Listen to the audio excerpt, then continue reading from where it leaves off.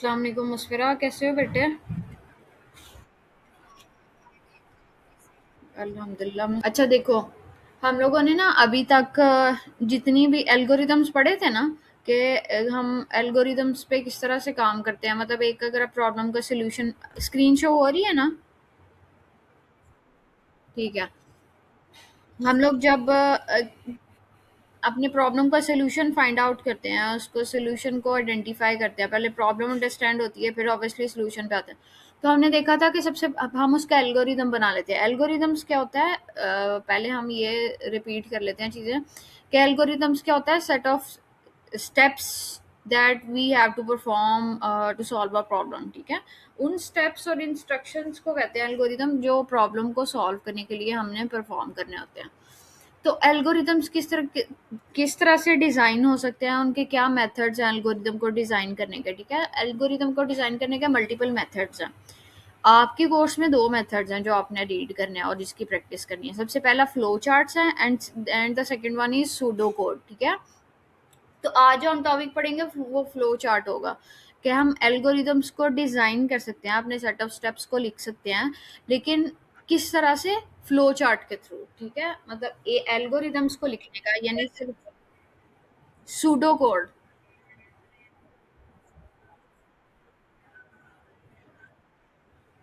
अच्छा, क्या आप पेज नंबर पूछ रहे हो?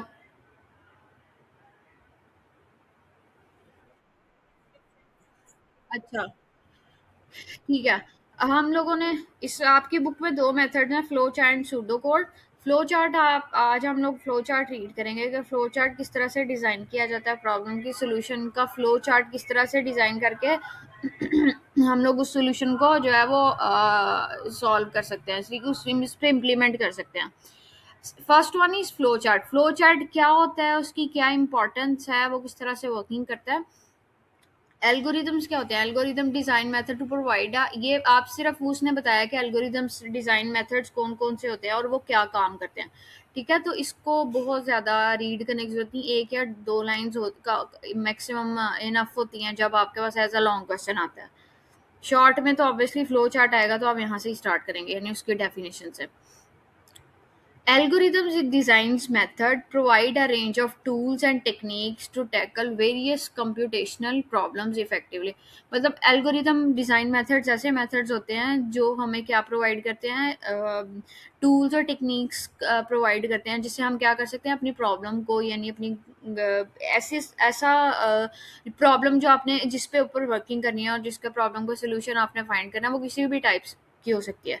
तो आपको एफिशिएंटली टैकल करने के जो मेथड्स और टूल्स एंड टेक्निक्स प्रोवाइड करता है, that is called algorithm design methods. Each method has its strengths. Her method की ऑब्वियसली अपनी स्ट्रेंथ है एंड वीकनेसेस, यानी हर एक की एडवांटेजेस भी होंगे, डिसएडवांटेजेस भी होंगे, स्ट्रेंथ भी होगी, वीकनेस भी होगी, फायदे भी होंगे, नुकसान भी होंगे। Made it suitable for different types of problem. और क्या, देखो, ऑब्वियसली जिसकी जो टाइप कोई ऐसी प्रॉब्लम है जो फ्लो चार्ट के थ्रू हो सकती है या सूडो कोड के थ्रू इफेक्टिवली सॉल्व हो सकती है, तो हम क्या देखेंगे कि कौन सी जो मेथड है वो हमारे प्रॉब्लम के अकॉर्डिंग सूटेबल है या इफेक्टिव है, कि जिस जिस मेथड को हम जो है वो फॉलो करेंगे तो हमारे पास बेनिफिशियल होगी अपने प्रॉब्लम को सॉल्व करने के लिए। Understanding different method allow us to one choose the approach, मतलब आप अपने हिसाब से इसको चूज कर सकते हैं। ठीक है, अप्रोप्रिएट अप्रोच फॉर। अच्छा, मेन टॉपिक की तरफ आते हैं, that is called flow chart. Flow chart क्या होता है? Flow chart are visual representation of the steps in a process or systems.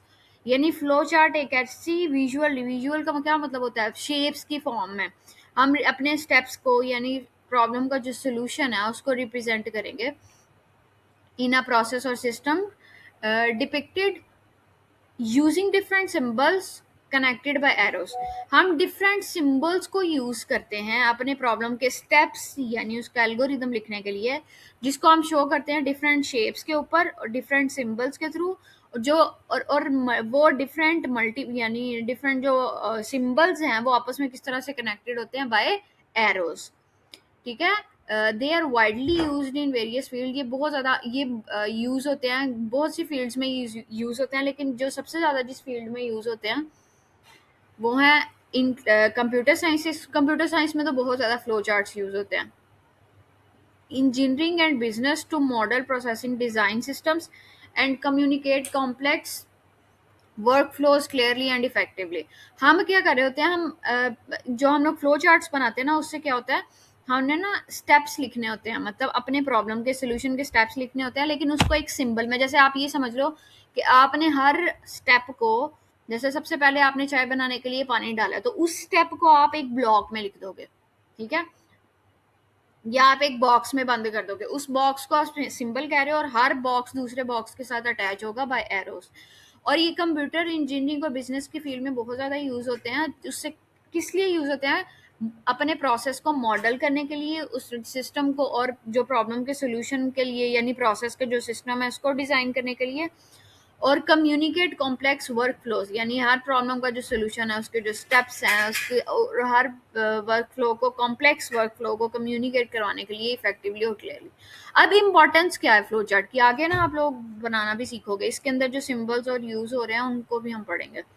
सबसे पहले इम्पोर्टेंस पढ़ते हैं। Importance of flow chart, clarity. Clarity का मतलब आप लोगों को ये चीज़ क्लियर हो जाएगी, मतलब आप जैसे ही फ्लो चार्ट को देखोगे ना, लेट्स से मैंने एक प्रॉब्लम का सोल्यूशन फ्लो चार्ट के अकॉर्डिंग लिखा है, तो मैं जैसे ही उस फ्लो चार्ट को देखूंगी तो मुझे एट अ ग्लैंस का मतलब होता है एक ही नज़र में मुझे उस प्रोसेस की प्रोसेस का पता चल जाएगा।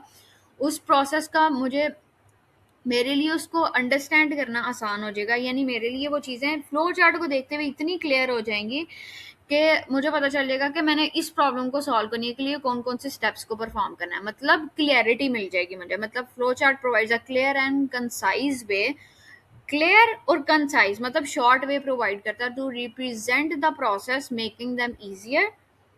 किस लिए हमें प्रेजेंट करता है, ताकि हम लोग मेकिंग देम इजियर, उन चीज़ों को आसान, यानी उन स्टेप्स को आसान बनाता है हमारे लिए अंडरस्टैंड करने में at a glance. Communication, there are excellent tools for communicating complex processes to a wide audience, मतलब हमारे पास एक वाइड ऑडियंस है, ठीक है, तो हमें कम्युनिकेशन आसान होती है। मतलब हमारे पास वाइड ऑडियंस का मतलब ये है, हमारे पास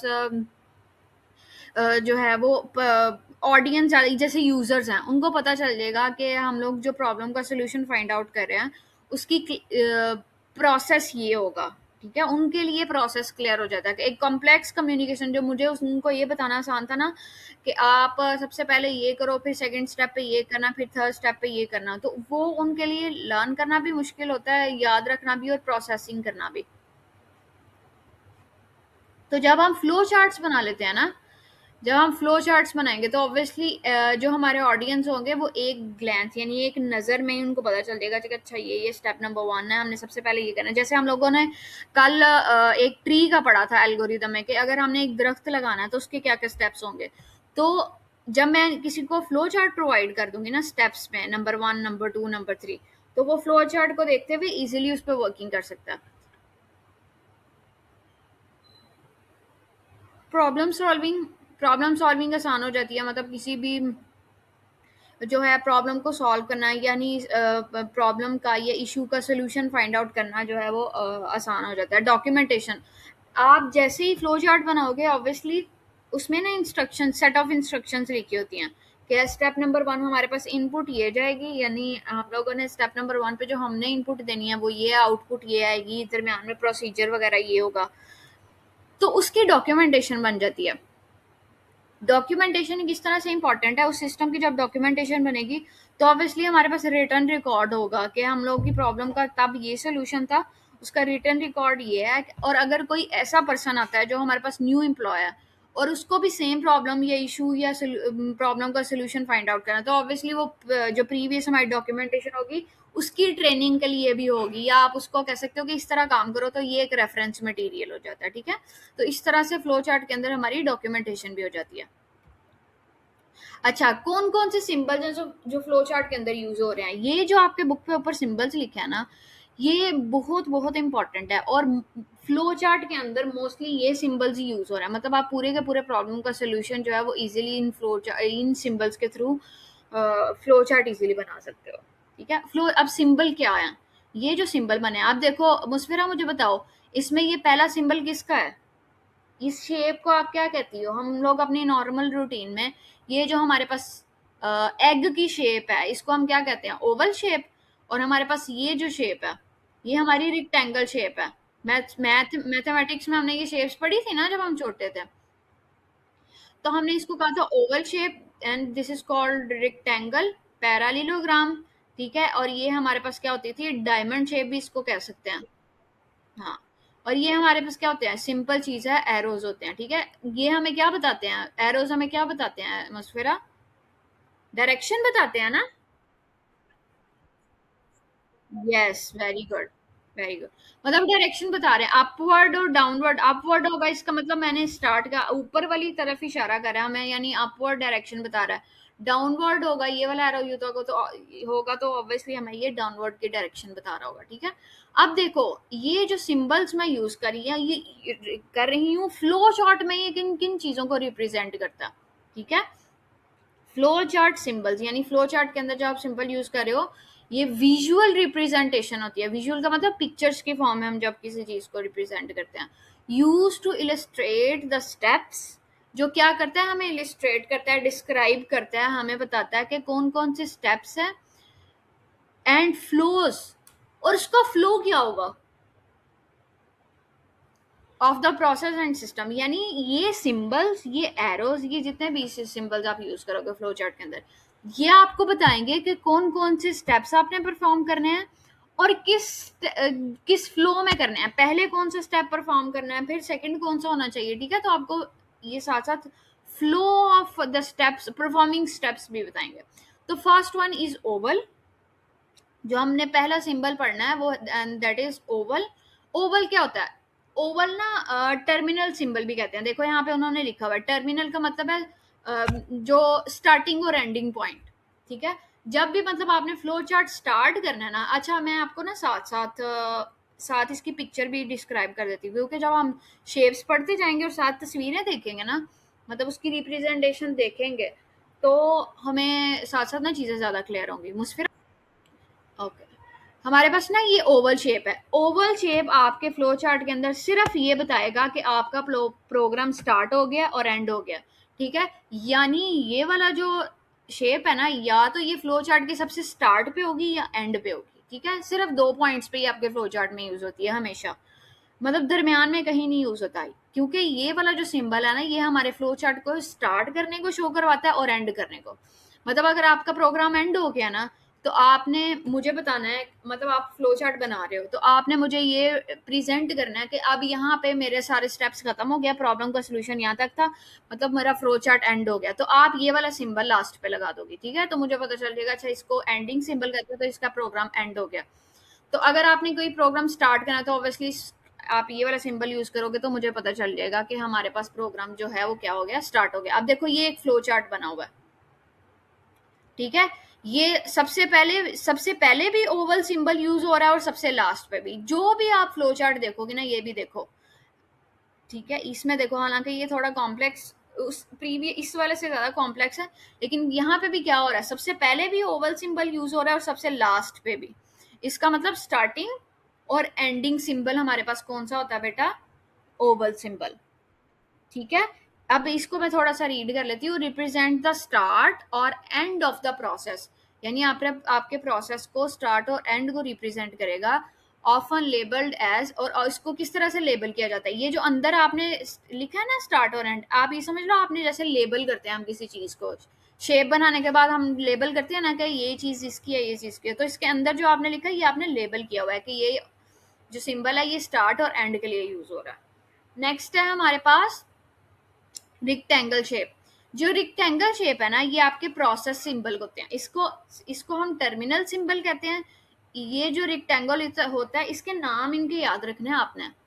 रिक्टेंगल सिंबल को हम प्रोसेस सिंबल भी कहते हैं। ठीक है, क्या कहते हैं? प्रोसेस प्रोसेस सिंबल, यानी क्या प्रोसेस परफॉर्म होना है, क्या टास्क परफॉर्म होना है, क्या सोल्यूशन परफॉर्म होना है। जो आपके पास प्रॉब्लम है उसको जो है वो आप क्या परफॉर्म करोगे, कौन सा फॉर्मूला लगाओगे, कौन सा टास्क जो है वो आपने परफॉर्म करना है इसको प्रॉब्लम को सॉल्व करने के लिए। ठीक है, तो वो इस रिक्टेंगल शेप के अंदर जो है वो हम प्रेजेंट करते हैं। मतलब फॉर एग्जांपल मेरे पास एक प्लस का फॉर्मूला है, ठीक है, प्लस का हमने दो नंबर्स को प्लस करना है, ठीक है।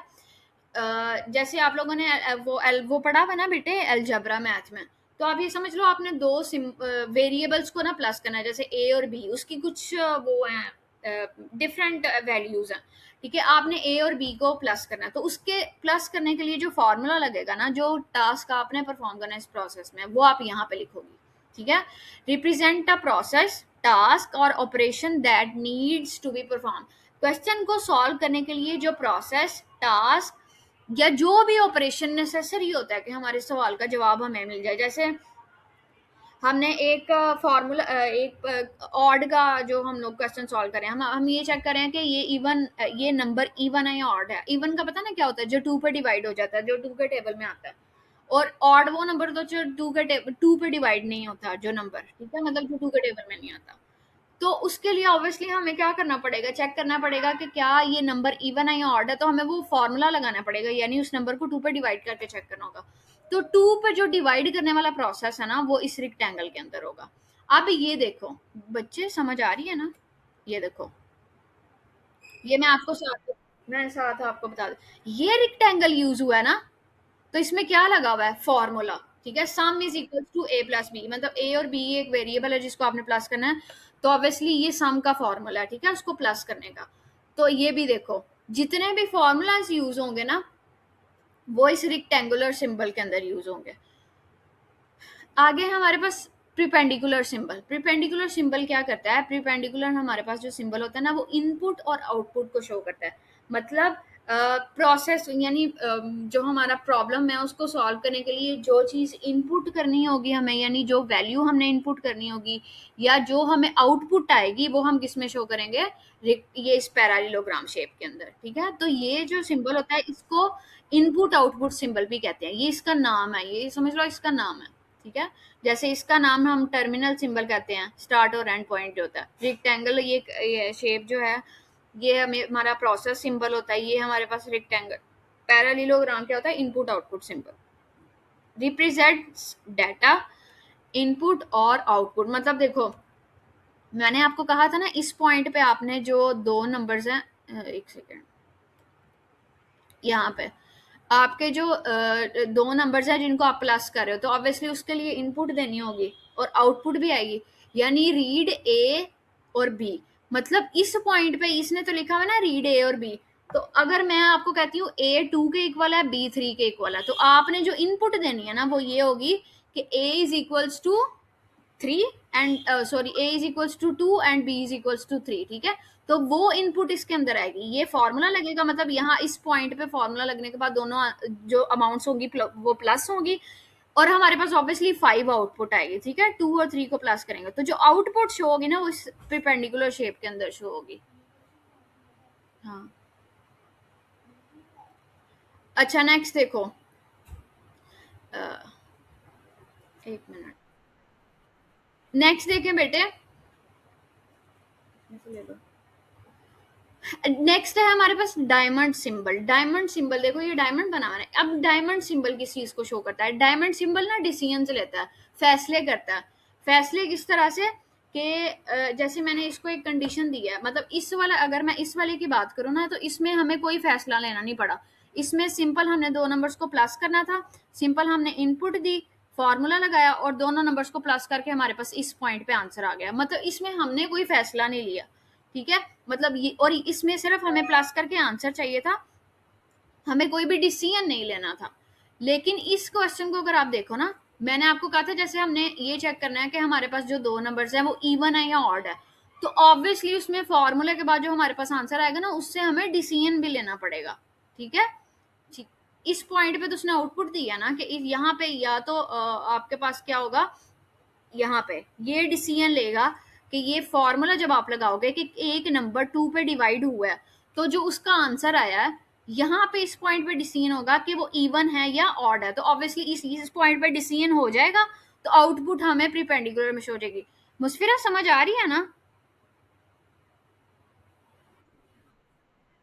ये बहुत आसान है अगर तुम गौर से पढ़ो इसको तो।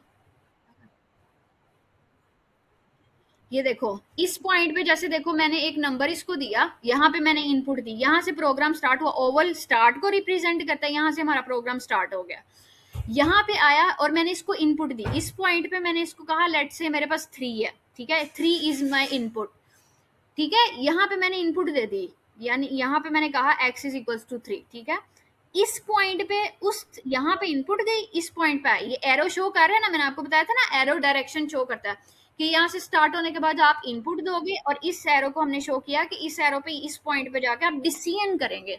डिसीजन किस तरह से कि वो जो मैंने आपको 3 नंबर दिया है, आइदर वो ट्रू है, सॉरी इवन है, या और वो फॉल्स ऑड है, ठीक है, तो इस पॉइंट पे डिसीजन होगा कैसे, यानी मैं यहाँ पे देखूंगी 3, ये ना मॉड्यूलस का साइन होता है, मतलब डिवाइड, 3 डिवाइड होगा 2 पे, अगर तो इक्वल 0 के आ गया, मतलब पूरा पूरा डिवाइड हो गया, पॉइंट्स में आंसर नहीं आया, आपको पता है ना जब नंबर एक पूरा पूरा डिवाइड हो जाता है तो आंसर हमारे पास जो रिमाइंडर आता है वो 0 है, तो अगर पूरा पूरा डिवाइड होने के बाद आपके पास रिमाइंडर 0 आ गया ना, तो यहाँ पे आपने डिसीजन ले लेना है कि वो नंबर इवन है या ऑड है, तो फिर अगर इवन हुआ, ठीक है, ये देखो ये एरो शो कर रहा है कि अगर तो वो नंबर इवन है तो आप इस डायरेक्शन में जाओगे और इस पॉइंट पे आके शो करवा दोगे कि 3 जो है वो इवन नंबर है, और अगर वो नंबर ऑड है, मतलब वो पूरा पूरा 2 पे डिवाइड नहीं हुआ, उसका आंसर रिमाइंडर 0 नहीं आया, तो फिर आप इस पॉइंट पे आके आउटपुट शो करवाओगे, आपको पता ना परपेंडिकुलर आउटपुट शो करवाता है, तो इनपुट या आउटपुट को, ठीक है, यहाँ पे इनपुट थी, यहाँ पे आउटपुट आ जाएगी, तो आउटपुट आप कहाँ पे शो करवाओगे, इस पॉइंट पे कि वो ऑड है, तो ऑब्वियसली प्रोग्राम एंड हो जाएगा, ठीक है, तो ये जो डायमंड सिंबल है ना, इस पॉइंट पे डिसीजन होगा कि नंबर इवन है या ऑड है। अच्छा, अब एक एक प्रोग्राम है जिसमें मैंने ये बताना है कि एक बच्चे के इतने नंबर आए हैं, ठीक है, 10 में से 5 मार्क्स हैं, तो इस पॉइंट आपने ये डिसीजन लेना है कि वो बच्चा पास है या फेल है, ठीक है, तो हमारे पास फिर कौन सी इनपुट आएगी, ऑब्वियसली प्रोग्राम स्टार्ट होगा, इनपुट हमारे पास बच्चे के नंबर आ जाएंगे स्टूडेंट्स के, ठीक है, यहाँ इस पॉइंट पे हम लोग,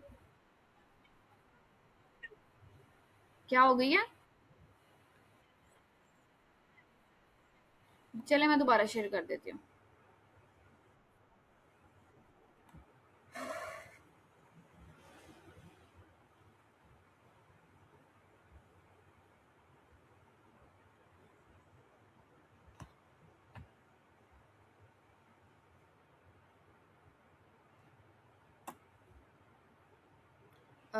अब शो हो रही है,